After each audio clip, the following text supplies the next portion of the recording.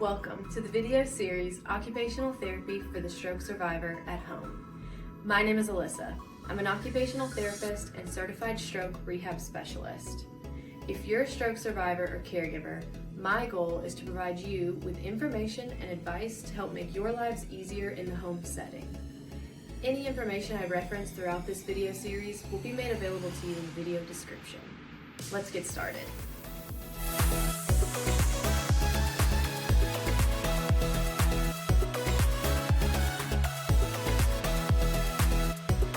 This episode, we are focusing on transfers. What does that mean?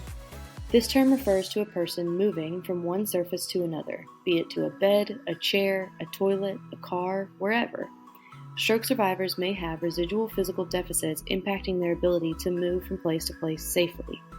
Therefore, it is imperative that both the stroke survivor and caregiver utilize safe techniques and strategies to be able to move from place to place at home. Learning to safely transfer or assist someone with a safe transfer can greatly improve independence with day-to-day tasks, hygiene, and overall quality of life. Throughout this episode, I'm going to explain and demonstrate different techniques and transfer types. Although I'm focusing on a few common transfer types, know that there are other methods and options that can be utilized. Keep in mind as you are learning, no one stroke survivor presents the exact same way as another. The techniques shown to you in this video are simple and effective. However, there may be strategies that work better for you and your caregiver, and that is okay. One necessary thing to consider before transferring to a different surface is the type of transfer that works best for you and your caregiver. This can be difficult to determine by yourself, and you may need to refer to your personal occupational therapist, physical therapist, or physician. However, there are some simple rules of thumb that we will review for each style of transfer. For this video, we will review stand pivot transfers, squat pivot transfers, and sliding board transfers. Each of these are safe and effective when done the right way. I will review each transfer type, when they may be appropriate to use, and demonstrate how to use them. Before we get into the specific transfer types and demonstrations, I want to review some important tips and tricks that you will see unfold throughout the demonstrations. First and foremost, if you remember from the episode on bed mobility, we never want to pull on an affected or weak arm, as this can cause pain and injury for the stroke survivor. It is likely easier to transfer towards the stronger side of a stroke survivor's body. This will allow the stroke survivor to be more independent and reduce caregiver burden with transferring. However, be mindful that transferring towards the strong side is not always possible depending on the environment or setup. Which leads me to the next tip. Always take the time to set up the environment prior to transferring. Ensure that the surface you are transferring to and the surface you are transferring from are in proper position and are secured before transferring to maximize safety and reduce your chances of falling. Next, throughout each transfer, pay close attention to the weaker leg. It is common that the weak leg may buckle during a transfer, which could result in a sudden loss of balance for a stroke survivor. Additionally, positioning the weaker leg is important to prevent any injury. Lastly, use any adaptive equipment or durable medical equipment for safe mobility as needed. Options are going to be reviewed in a different episode, so be on the lookout for that. Let's get into the specific transfers. First, let's review a stand pivot transfer. This transfer assumes the stroke survivor will come to a standing position, pivot legs and hips, or even take a step and then sit on a new surface. This transfer should be used if the stroke survivor is able to maintain his or her standing balance safely on one or both legs. As a caregiver, ensure the stroke survivor has fair, upright posture while maintaining his or her balance. This doesn't mean the stroke survivor has to maintain balance by themselves, but it helps to do this style of transfer if they can maintain body weight through one leg and balance, even with some assistance. Remember, if the caregiver or stroke survivor are uncomfortable with this style of transfer, don't worry. There are other transfer methods that can be just as effective and potentially safer. Let's take a look at this demonstration.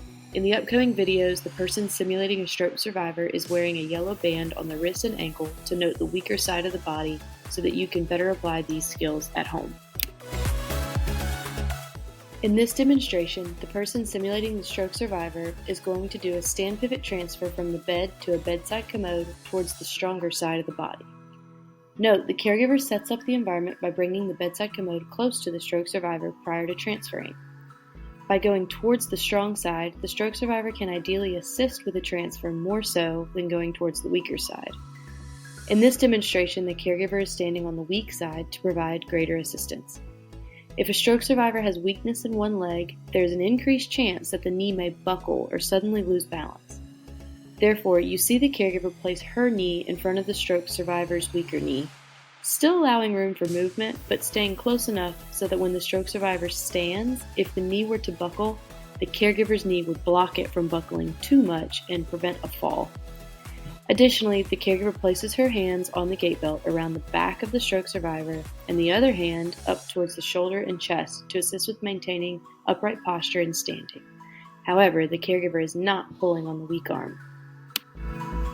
The caregiver and stroke survivor utilize a count of 3 and gentle rocking motion to create a momentum to get to a full stand. The stroke survivor is going to use the strong arm to push up until coming to a stand, while the caregiver can provide standing assistance by gently pulling up on the gait belt. Once we have made sure we are balanced, the stroke survivor is going to reach to the opposite armrest on the bedside commode and take a step or pivot, turning the hips to then be seated onto the bedside commode. The caregiver should keep a hand on the stroke survivor to ensure safety. However, in the same light, be sure you are giving them enough room to maneuver and not overcrowd or step on toes.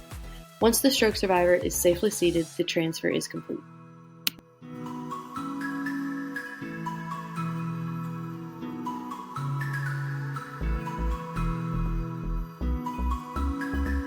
Although it is typically easier to transfer towards the stronger side, it is not always possible, and therefore stroke survivors must learn how to transfer to the weaker side as well. For this video, the stroke survivor is going to complete a stand pivot transfer back to the bed from the bedside commode towards the weaker side. Because she is going towards the weaker side, she will be unable to reach out to the bed to guide the transfer or to use it to maintain balance. Therefore, the caregiver should be prepared to provide slightly more assistance. The environment is already set up from the previous transfer. The caregiver ensures that both feet are flat on the floor prior to standing for the stand pivot transfer. The stroke survivor again can push up from the armrest of the commode to stand with the strong arm. This time, the caregiver is placed in front of the stroke survivor due to the weak side being right up against the bed. The caregiver still uses the same principles, ensuring that her leg is positioned in front of the weaker leg of the stroke survivor to prevent it from significant buckling. The caregiver reaches underneath the strong arm and around the weak arm, which is placed in the stroke survivor's lap, and grabs onto the gait belt. Lifting here as the stroke survivor pushes up through her legs and strong arm gets the stroke survivor to a standing position. She then pivots or takes a small step towards the bed. Once turned, the caregiver is again on the weaker side of the stroke survivor with one hand on the back of the gait belt and one hand near the shoulder of the stroke survivor. The stroke survivor uses the strong arm to reach back for the bed and slowly sit down. The caregiver assists in guiding her to a safe sit to conclude this transfer.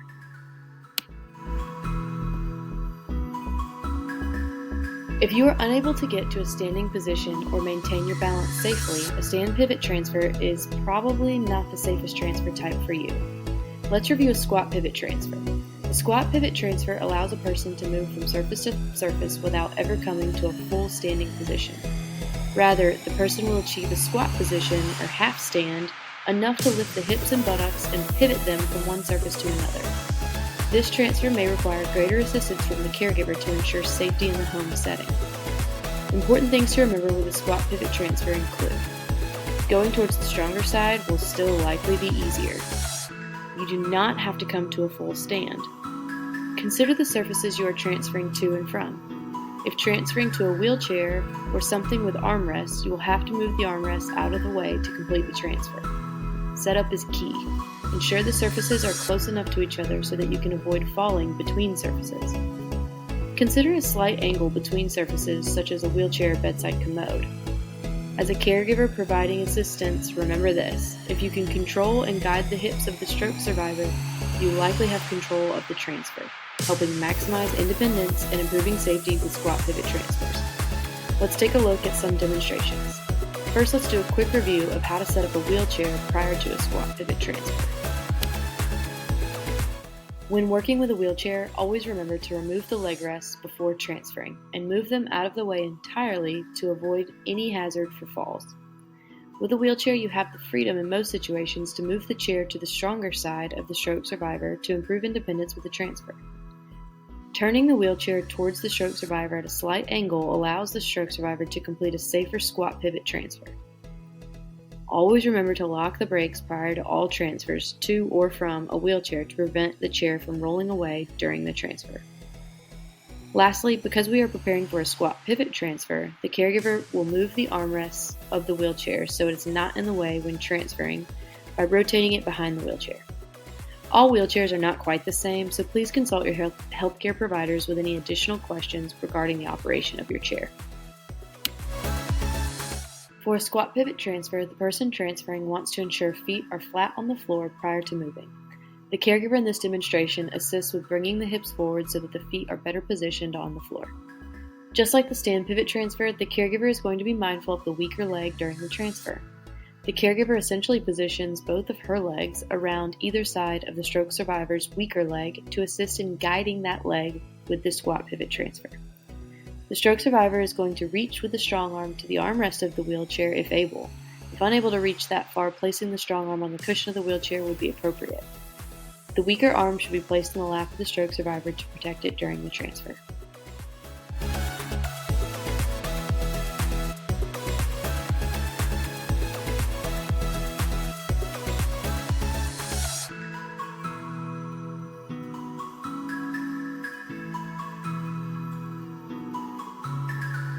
The caregiver is going to bend at the knees and have good base of support to be sure that they can maintain their own balance during the transfer. The caregiver grabs the gait belt on either side of the stroke survivor. The caregiver and stroke survivor utilize a count of 3 and rocking motion to create a momentum for the transfer. The stroke survivor pulls with a strong arm and pushes through both legs to come to a squat and pivots hips from one surface to another. Simultaneously, the caregiver pulls up and assists with lifting hips to pivot the stroke survivor. Be cautious of how the weaker leg moves during the transfer. Oftentimes, it can get turned or even twisted if not properly guided through the transfer. Once you have achieved the transfer, be sure the stroke survivor's feet are flat on the floor and are sitting with good posture and balance in the chair. Return the armrest to the chair position and replace footrests on the wheelchair.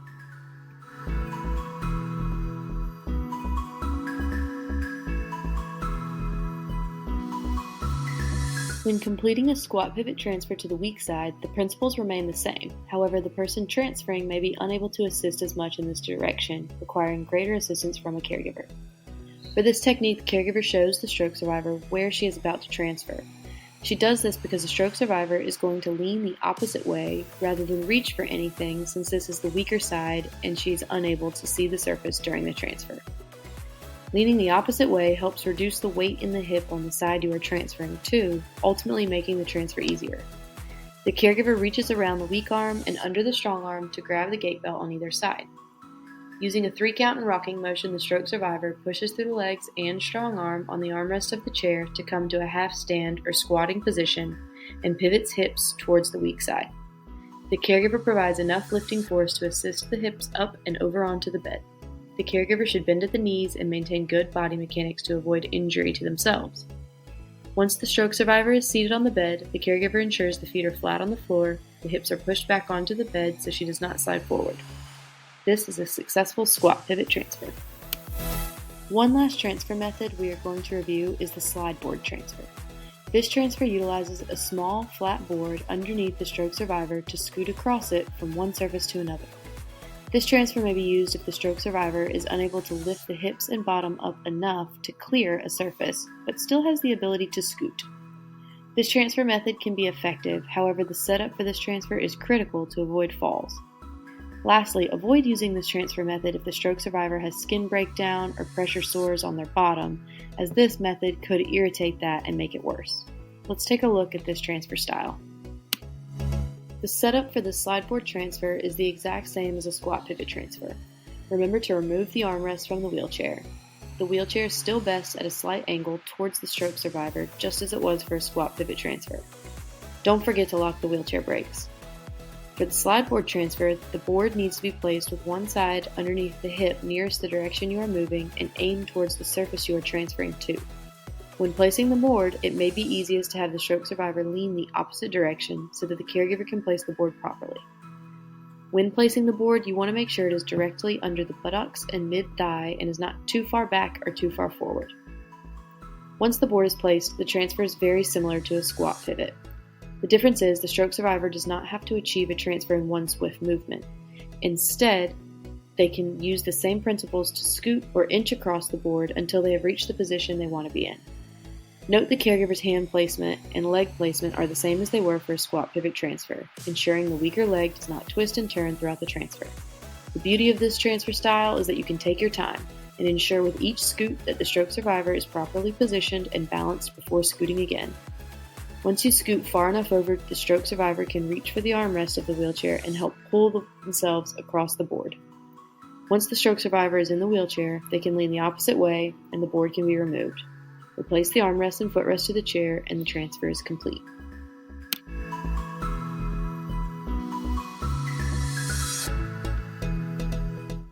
When completing a slide board transfer to the weaker side, the principles remain the same. Notice in this video, not only are we transferring to the weaker side, but the height difference between the bed and the wheelchair creates an upward slope with the slide board. As you can imagine, traveling uphill is typically more challenging than downhill. Therefore, if you can help it, transferring from a higher to a lower surface will always be easier. However, you will see here the transfer mechanics work the same as before.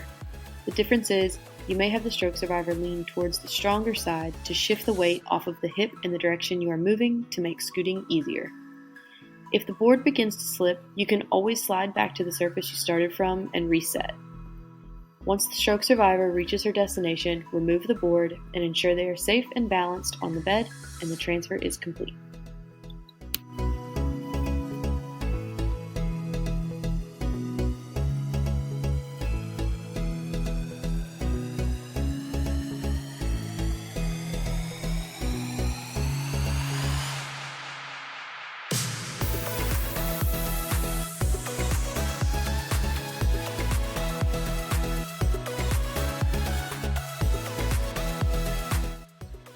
In this video, we reviewed the importance of being able to transfer safely in the home setting in order to maximize independence and quality of life following a stroke.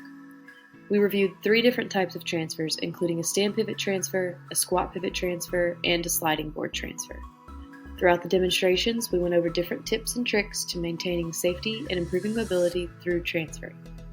Stay tuned for an additional episode reviewing transfers using certain adaptive equipment to help with self-care independence and completion. Thank you for watching.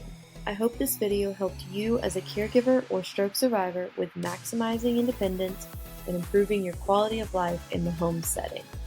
Please utilize the comment section below with any questions or comments about the video. Stay tuned for more episodes. Thanks again for your support.